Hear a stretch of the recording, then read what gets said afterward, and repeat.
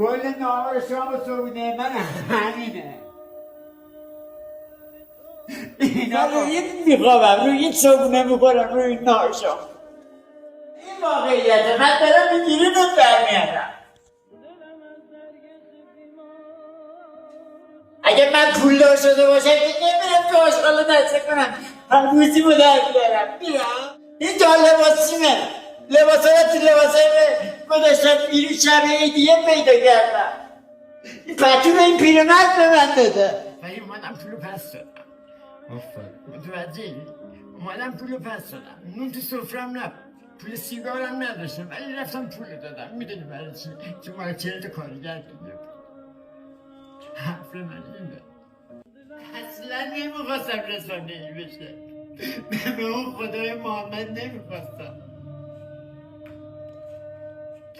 واقعیت کلام اینه جناب. چون من رو راستم. این واقعیته. اذیت شد. خیلی به قرآن اذیت شدم. امام حسین خیلی اذیت شدم.